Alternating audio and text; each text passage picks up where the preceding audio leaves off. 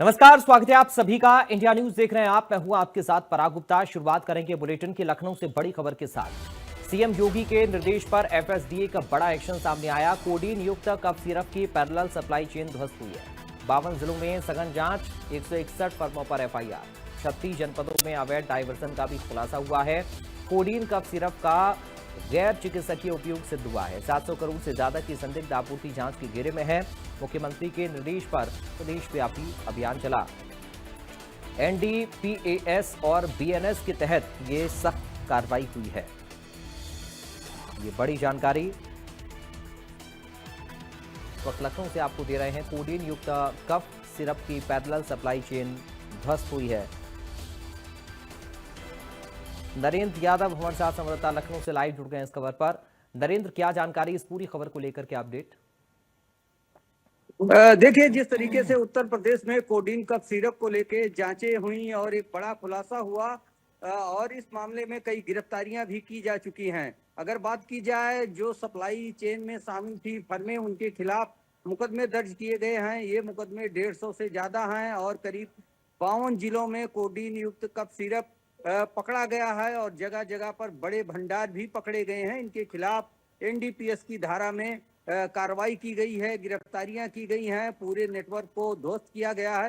प्राथमिक जांच जैसे जैसे आगे बढ़ी तो इसमें इस बात को बल मिला और ये सबूत भी जांच एजेंसियों के हाथ लगे हैं कि कोडीन कफ सिरप का प्रयोग खांसी के अलावा नशे के रूप में भी किया गया, यानी कि इसका प्रयोग नशा करने के लिए भी किया जाता था और इसकी सप्लाई जो फर्में थी, एक तरीके से कहा जा सकता है कि उनमें केवल पेपर कई फर्मों में दौड़ाया गया, चलाया गया और सप्लाई कहीं और से की गई। बहुत सारी ऐसी फर्में मिली जिनके पास कोडीन का कफ सिरप तो नहीं था, लेकिन उन्होंने हजारों ऐसे बोतल और पैकेट की सप्लाई कर रखी थी अपने कागजों पर। उनके खिलाफ कार्रवाई की गई। तो कुल मिला के कहा जा सकता है कि योगी सरकार ने लगातार जिस तरीके से एक्शन लिया और कई जांच एजेंसियां इसमें कार्रवाई की, वहीं एफएसडीए और स्वास्थ्य विभाग की टीमें इसमें लगी, तो एक बड़ी कार्रवाई कहा जा सकता है इस मामले में की गई है और ये जांच प्रक्रिया अभी भी जारी है। जी, बहुत शुक्रिया आपका नरेंद्र, जानकारी और इस पूरी बातचीत के लिए। लखनऊ से एक और बड़ी खबर। मौलाना शाहबुद्दीन रजवी बरेलवी ने फतवा दिया है, नए साल का जश्न मनाना शरीयत में नाजायज बताया है। इस्लाम में नए साल का जश्न मनाना नाजायज है। शाहबुद्दीन ने कहा, नए साल का जश्न में फूहड़ता, फिजूल खर्ची और लड़के लड़कियां जश्न ना मनाएं। किसी ने जश्न मनाया तो उलेमा सख्ती से रोकेंगे। ये मौलाना शाहबुद्दीन की तरफ से फतवा जारी किया गया है। तो ये बड़ी जानकारी इस वक्त आपको दे रहे हैं लखनऊ से। मौलाना शाहबुद्दीन रजवी बरेलवी ने फतवा दिया है, नए साल का जश्न मनाना शरीयत में नाजायज है, ये उनकी तरफ से कहा गया है। नए साल का जश्न युवक युवतियां ना बनाएं। नए साल के जश्न में फूहड़ता, फिजूल खर्ची होती है। मुस्लिम लड़के लड़कियां जश्न ना बनाएं, ये मौलाना शाहबुद्दीन की तरफ से कहा गया है। ये बड़ी खबर आपको बता रही है इस वक्त लखनऊ से। नए साल के जश्न को लेकर ये फतवा जारी किया गया है। मुस्लिम लड़के लड़कियां जश्न ना बनाएं, ये इस फतवे में जिक्र किया गया है। मौलाना शाहबुद्दीन का ये मानना है कि नए साल के जश्न में फिजूल खर्ची और कुअरता होती है, शरीयत में इसे नाजायज बताया गया है। इस्लाम में नए साल का जश्न मनाना नाजायज है, ये मौलाना शाहबुद्दीन कह रहे हैं। नए साल का जश्न में फूहड़ता और फिजूल खर्ची, मुस्लिम लड़के लड़कियां जश्न ना मनाएं, मौलाना शाहबुद्दीन की तरफ से कहा गया है। फतवा जारी हुआ है इस संबंध में। उन्होंने ये भी कहा कि अगर कोई जश्न में शामिल होता है तो फिर उस पर कड़ाई की बात भी उन्होंने कही। इस्लाम में नाजायज बताया है नए साल के जश्न को मनाना।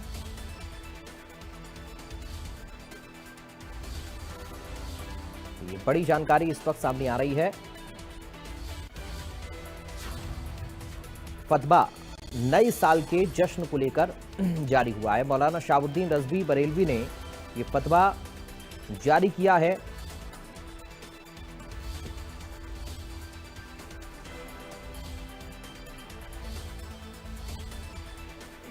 सैयद फिरोज आलम हमारे साथ जुड़ गए लखनऊ से संवाददाता इस खबर पर।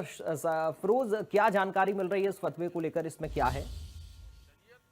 देखिए, मौलाना शहाबुद्दीन रज़वी हैं, ये मुस्लिम जमात के अध्यक्ष हैं बरेली के। इन्होंने एक फतवा जारी किया है और हर साल जो है 9 वर्ष के ऊपर इनका जो है ये फतवा आता है कि मुस्लिम समाज के लोग जो हैं वो नया साल को ना मनाएं। ये शरीयत के हिसाब से जो है वो नाजायज, जिसको लेकर के तमाम धर्मगुरुओं से भी बात की जाती है। धर्मगुरुओं से भी इसके बाद ये बयान आ रहे हैं कि ऐसा कुछ नहीं है। शरीयत के हिसाब से नए साल को मनाना बिल्कुल गलत नहीं है, किसी की खुशी में शामिल होना गलत नहीं है, लेकिन हर साल मौलाना शहाबुद्दीन रज़वी का यही बयान होता है। उनका साफ तौर पर यह कहना है कि अगर कोई भी मुस्लिम समाज का लड़का या लड़की नए साल का जश्न मनाता हुआ पाया जाएगा तो उलमा लोग जो हैं उन लोगों की नजर उन लड़कों पर रहेगी, पार्कों में रहेगी कि अगर कोई भी जश्न मनाता है तो उसको जो है उन लोगों के ऊपर नजर रखी जाएगी। तो इनके इस बयान के बाद से तमाम जो मुस्लिम समाज के लोग हैं उन लोगों का साफ तौर पर यही कहना है कि हम लोग हर साल जैसे दीपावली मनाते हैं, हर त्यौहार मनाते हैं और नए साल का जश्न भी हम लोग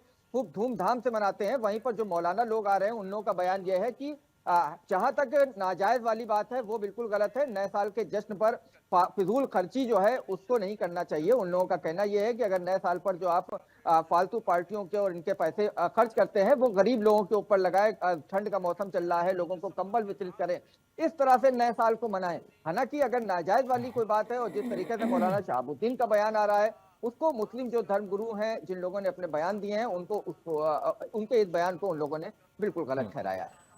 फिरोज, आप बने रहिएगा, आपके पास हम लौटेंगे। एक और बड़ी जानकारी चूंकि लखनऊ से ही सामने आ रही है, यहाँ पर इमामबाड़ा में शिया बोर्ड सम्मेलन का आयोजन। बड़ा इमामबाड़ा में गूंजा वंदे मातरम का नारा। कश्मीर से आए मौलानाओं ने एकता का सहारा दिया। मातृभूमि से जुड़ा है ये सम्मान। अम्मार रिजवी ने कहा, शिया कौम के मसलों पर सुप्रीम काउंसिल का आह्वान। तालीम, तंजीम और तहजीब यही है कौम की पहचान। अम्मार रिजवी का ये बयान सामने आया है। शिया कौम के मसलों पर सुप्रीम काउंसिल का आह्वान। सैयद फिरोज आलम लगातार हमारे साथ बने हुए हैं। फिरोज, क्या जानकारी इस पूरी खबर को लेकर भी मिल रही है? देखिए, शिया जो सम्मेलन है वो इमामबाड़े के अंदर उनका अधिवेशन कल किया गया था। बड़े पैमाने के ऊपर अधिवेशन हुआ था जिसमें नेपाल, बंगाल, जम्मू कश्मीर समेत तमाम पूरे देश भर से कई उलमा जो हैं इसमें तशरीफ लेकर के आए थे। कई मुद्दों के ऊपर जो है उस पर अधिवेशन में चर्चा की गई। जन्नतुल बकी के निर्माण के लिए चर्चा की गई, वक्फ बोर्ड की जमीन को लेकर की गई, शिया समुदाय के लोगों पर हो रहे अत्याचार को लेकर की गई। इसके अलावा जो जम्मू कश्मीर से आए हुए मौलाना थे उन्होंने मंच चर्चा के दौरान मंच से ही वंदे मातरम पर भी बड़ी बात कही। उन्होंने ये साफ तौर पर कहा कि वंदे मातरम जो है, वंदे मातरम के नाम से हमारे जवानों को जो है वो डराया जा रहा है, धमकाया जा रहा है। हालांकि उन्होंने मंच से वंदे मातरम गीत को भी पढ़ा। उन्होंने पढ़ के बताया कि वंदे मातरम का मतलब लोगों को नहीं मालूम है, सिर्फ वंदे मातरम से डर फैलाया जा रहा है, लेकिन ऐसा कुछ नहीं है। वंदे मातरम का मतलब है कि माँ तुझे सलाम, और हम माँ को सलाम करते हैं। सलाम हम सभी लोगों को करते हैं, तो माँ को चूंकि देश में रहते हैं तो उस माँ को सलाम करने में बिल्कुल भी हमें उज्र नहीं है। जो इस गीत में साफ तौर पर कहा गया है वंदे मातरम, तो कई बार उन्होंने मंच से वंदे मातरम गीत को खुद भी गाया और कहा कि वंदे मातरम से हमको कोई एतराज नहीं है, लेकिन हमारे जवानों को, हमारे लोगों को वंदे मातरम के नाम से डराया जा रहा है। आप लोग तो जो है यहाँ पर आराम से हैं, हम उस जगह से हैं जहाँ पर हर बार हम लोग पाकिस्तान के जुल्म का शिकार होते रहते हैं। जम्मू कश्मीर से उन्होंने यहाँ उत्तर प्रदेश की जो है सरकार पे भी उन्होंने बात की। उन्होंने यहाँ के सरकार के कामों की भी सराहना की। हमारे खुद उनसे बात हुई, हमने खुद उनसे जब बात की है तो उन्होंने हमारे चैनल पे भी वंदे मातरम गीत जो है पढ़कर सुनाया। उन्होंने साफ तौर पर यह कहा वंदे मातरम एक संदेश देता है कि माँ तुझे सलाम। वंदे मातरम से हम लोगों को कोई परेशानी नहीं है कि, लेकिन वंदे मातरम को तोड़ मड़ोड़ कर पेश किया जा रहा है, भ्रम फैलाया जा रहा है, लोगों को डराया जा रहा है, जो पूरी तरह से गलत है। बहुत शुक्रिया आपका फिरोज आलम तमाम जानकारी और इस पूरी बातचीत के लिए। बढ़ते हैं आगे, बात करेंगे उन्नाव से खबर की। उन्नाव रेप मामले में सुप्रीम कोर्ट में सुनवाई हुई। सुप्रीम कोर्ट ने कुलदीप सिंह सेंगर को मिली जमानत पर रोक लगा दी। शीर्ष अदालत ने दिल्ली हाईकोर्ट के आदेश को स्थगित कर दिया। दिल्ली हाईकोर्ट ने कुलदीप सिंह सेंगर की सजा पर रोक लगाई थी और सीबीआई की याचिका पर नोटिस जारी कर अब जवाब मांगा गया है। विशेष परिस्थितियों में आदेश पर रोक है और सेंगर जेल में ही रहेंगे, ये कोर्ट ने स्पष्ट कर दिया है। शीर्ष अदालत ने दिल्ली हाईकोर्ट के आदेश को स्थगित कर दिया है। सीबीआई की याचिका पर नोटिस जारी कर जवाब मांगा है। सुप्रीम कोर्ट ने कुलदीप सिंह सेंगर को मिली जमानत पर रोक लगाई है। शीर्ष अदालत ने दिल्ली हाईकोर्ट के आदेश को स्थगित कर दिया है। दिल्ली हाईकोर्ट ने कुलदीप सिंह सेंगर की सजा पर रोक लगा दी थी और अब सुप्रीम कोर्ट में यह मामला पहुंचा। सीबीआई ने याचिका लगाई और अब इस याचिका पर नोटिस जारी कर कोर्ट ने जवाब मांगा है। तो उन्नाव रेप मामले में सुप्रीम कोर्ट में सुनवाई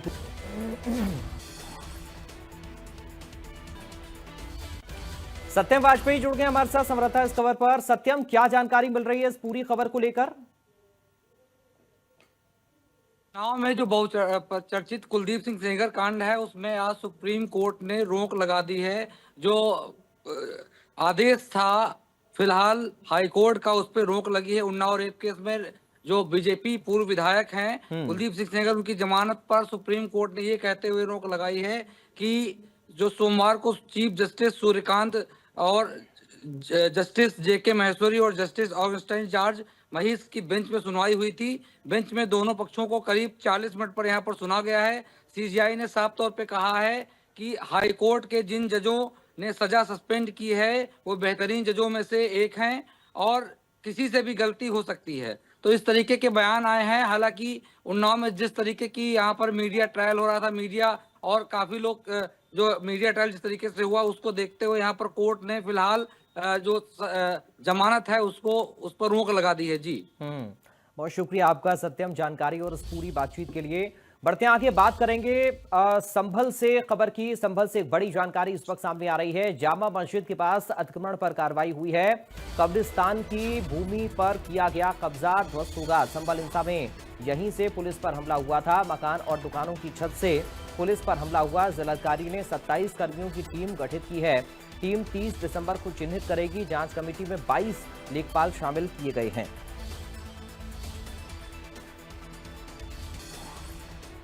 तो संभल से खबर, जामा मस्जिद के पास अतिक्रमण पर कार्रवाई को लेकर यह बड़ी जानकारी। कब्रिस्तान की भूमि पर किया गया कब्जा ध्वस्त होगा। संभल इंसा में यहीं से पुलिस पर पथराव हुआ था। मकान और दुकानों की छत से पुलिस पर हमला किया गया था।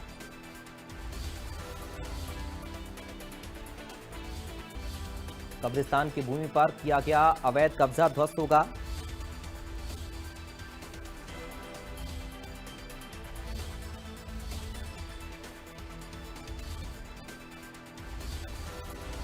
रजनीश यादव जुड़ गए हमारे साथ समरथा इस खबर पर। रजनीश, क्या अपडेट मिल रहा है इस पूरी खबर को लेकर? कार्रवाई होनी है अवैध कब्जे पर। जी, मैं बिल्कुल बताना चाहूंगा कि संभल के शाही जामा मस्जिद के पास में एक कब्रिस्तान है। उसमें एक कल की निष्कलंक दल के एक संयोजक हैं, उन्होंने सुभाष त्यागी जी, उन्होंने एक 12 तारीख के लिए एक प्रार्थना पत्र दिया था और जिलाधिकारी राजेंद्र पेशिया जी के लिए। और उन्होंने बताया था कि इस कब्रिस्तान जो गाटा संख्या 32 है वो जेड श्रेणी में आता है और इस पर अवैध तरीके से कब्जा किया है।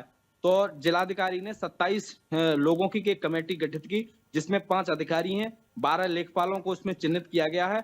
और इसकी जो पैमाइश है कल होगी और कल अगर उसमें बात सत्य पाई जाती है तो उस पर बनी हुई जो आसपास में मकान भी उसमें कुछ कब्जा करके बना लिए गए वो सब ध्वस्त किए जाएंगे और उस कब्रिस्तान को साथ साथ और जो मकान बिल्डिंग बनाई गई है उसको भी उसमें खाली कराया जाएगा। फिलहाल उसमें जो लेखपाल हैं, कानूनगो हैं और उसमें तहसीलदार हैं, नायब तहसीलदार को इसमें सम्मिलित किया गया है। और सभी लोगों के लिए कल 30 दिसंबर का समय दिया गया और कल सभी लोग वहां पर पहुंचेंगे और इसका चिन्हांकन होगा। चिन्हांकन करने के बाद में उन मकानों को जो संवैधानिक प्रक्रिया है उसके तहत नोटिस दिए जाएंगे। उसे खाली कराने के पहले नोटिस चस्पा किया जाएगा, उसके बाद अगर वो नहीं करते हैं तो उसको बुलडोजर की कार्रवाई करने के बाद उसको ध्वस्त कर दिया जाएगा। फिलहाल ये जो कब्रिस्तान है बिल्कुल शाही जामा मस्जिद बिल्कुल बगल में बना हुआ है और वहीं से हिंदू आबादी भी वहीं से शुरू होती है और मुस्लिम आबादी भी वहां से ही शुरू होती है। लेकिन हिंदू आबादी के लोगों का कहना है कि 80 के दशक में यह पूरे तरीके से खाली था, धीरे धीरे इस पर कब्जा कर लिया गया और कब्जा करने के बाद उस पर मकान बना लिए गए, दुकानें भी बना ली गई हैं, क्योंकि वह जगह बहुत ही संभल की जो मेन मार्केट है उसमें स्थित है और बहुत ही व्यस्ततम मार्केट है और वहीं पर लोगों ने उस पर कब्जा कर रखा है और वहां पर बहुत सारे मकान और दुकानें उस पर बनी हुई हैं। कल अगर चिन्हांकन हुआ और वो अगर उस गाटा संख्या में पाई गई तो निश्चित तौर से बहुत बड़ी कार्रवाई होगी। चलिए, बहुत शुक्रिया आपका रजनीश, जानकारी और इस पूरी बातचीत के लिए। बढ़ते हैं आगे बात शाहजहांपुर से खबर की, जहां पर अवैध रूप से बनी मस्जिद जमींदोज जिला प्रशासन ने बुलडोजर से निर्माण को हटाया है। हिंदू संगठनों के विरोध के बाद ये एक्शन हुआ है। मस्जिद का पूरा ढांचा बुलडोजर से ध्वस्त कर दिया गया। मौके पर पुलिस बल तैनात रहा। मुस्लिम पक्ष ने कार्रवाई को गलत बताया है। हिंदू संगठनों के दबाव में कार्रवाई की गई है, ये मुस्लिम पक्ष की तरफ से कहा गया है।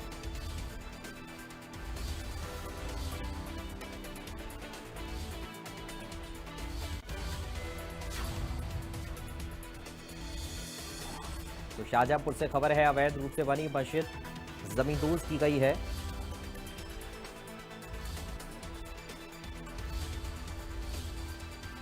हिंदू संगठनों के विरोध के बाद यह एक्शन लिया गया है। मस्जिद का पूरा ढांचा बुलडोजर से ध्वस्त किया गया है। मौके पर पुलिस बल तैनात किया गया है। शिशांत शुक्ला संवाददाता हमारे साथ जुड़ गए हैं। शिशांत, क्या जानकारी मिल रही है इस पूरी कार्रवाई को लेकर? ये मस्जिद को लेकर जिस तरीके से ये प्रशासन ने एक बड़ी सख्ती की थी, उसके साथ ही आपको बता दें कि आज कल देर रात ये बाबा थे, मसूर बाबा के नाम से स्थान था।